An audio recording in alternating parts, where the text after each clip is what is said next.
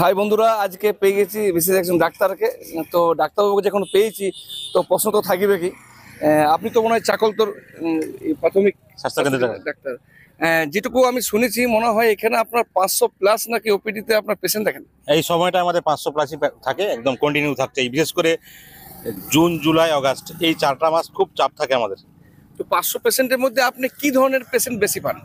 এখন যারা in general fever সব থেকে বেশি, কিছু ডায়রিয়া থাকে, আর স্ক্যাবিস মানে স্কিন ডিজিজ, এগুলোই সব থেকে বেশি এখানে। এখন এই টাইমটা এইটা বেশি কেন? বর্ষাকালে তো হাইজিন মেনটেন তো প্রপারলি হয়ই না, বড় কথা। আর যে জলটা আমরা খাচ্ছি সেটাও ঠিকঠাক শুদ্ধ জল হচ্ছে না, যার ফলে ওয়াটারবোর্ন ডিজিজ তো থাকেই থাকে। আর বৃষ্টি ভেজা চাষবাস, হঠাৎ ঠান্ডা, হঠাৎ গরম, সর্দি কাশি, জ্বর তো এসেই থাকে। এটাই মেন কারণ। তাহলে এখন সুস্থ থাকার জন্য কিভাবে থাকা উচিত? সুস্থ থাকার জন্য প্রথমেই বলবো, পার্সোনাল হাইজিনটা সবাই একটু মেনটেন করুন।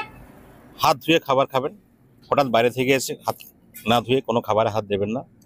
বাইরের ড্রেসটা বাইরে খুলে আসবেন, এটা প্রথম কারণ। আর ঠান্ডা যে লাগছে হঠাৎ করে, রাত্রে সারাদিন গরম, হঠাৎ ফুল ফ্যান চালিয়ে ঘুমাবেন না, হালকা ঢাকা নিয়ে থাকবেন, ঠান্ডাটা কিছুটা কম হবে।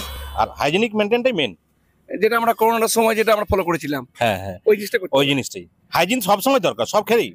কিন্তু একটা বিষয় দেখলাম, এখন জ্বর যখনই আসছে, বাচ্চাদের হোক বড়দের হোক, হাই টেম্পার জ্বর, আর জ্বর যখন আসছে 5 দিন 7 দিন থেকে যাচ্ছে, এটা কি কারণটা কি? অ্যাকচুয়ালি এটা এখন ভাইরাল একটা ফ্লু চলছে, যে ফ্লুটা এর ইনকিউবেশন পিরিয়ড হচ্ছে 5 থেকে 7 দিন।